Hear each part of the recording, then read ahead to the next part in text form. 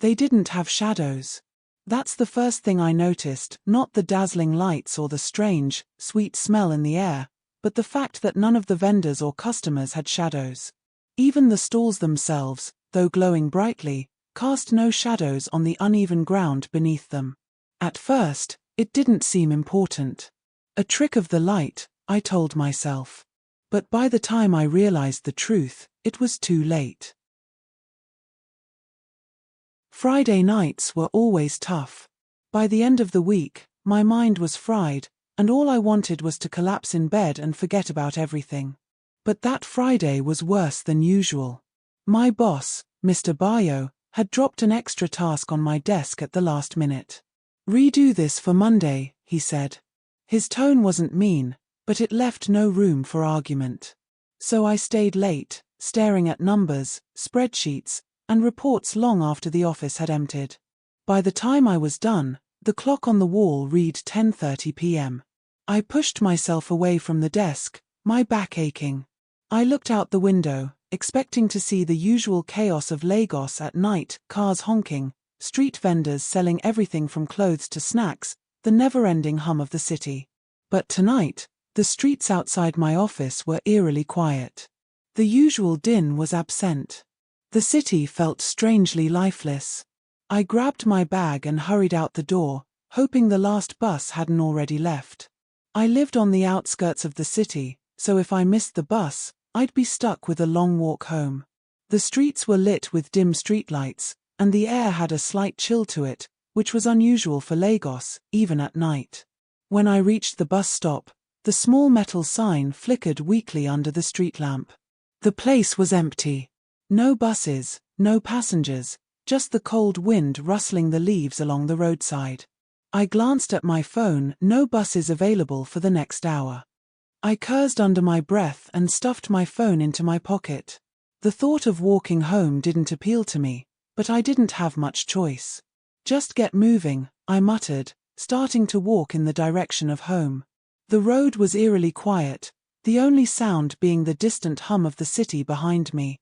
It was strange, this was the same route I took every evening, but tonight, it felt different. My footsteps echoed louder than usual, and there was a strange sense of solitude, as though I were the only person left in the entire city. I had been walking for about 20 minutes when I first saw it. A strange, flickering light in the distance. At first, I thought it was another street lamp, but as I walked closer, I realized it was much brighter, and the glow wasn't from any light I'd ever seen before. I stopped in my tracks, staring at the glowing lights ahead. They seemed to pulse in the darkness, a kaleidoscope of colors, soft oranges, vibrant blues, and neon greens. It was almost like something out of a dream. It shouldn't have been there, not on this street. There was nothing but quiet houses and empty spaces on this road.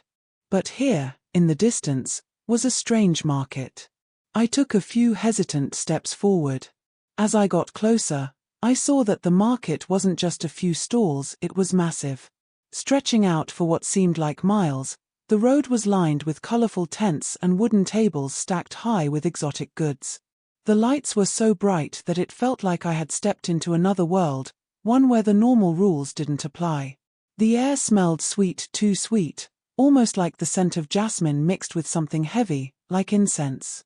The noise of the city was completely gone. In its place, there was a soft, rhythmic melody playing from somewhere in the distance. It was a sound I couldn't place, like drums and flutes combined, but distorted in a way that made it sound unreal. I felt a strange pull toward it.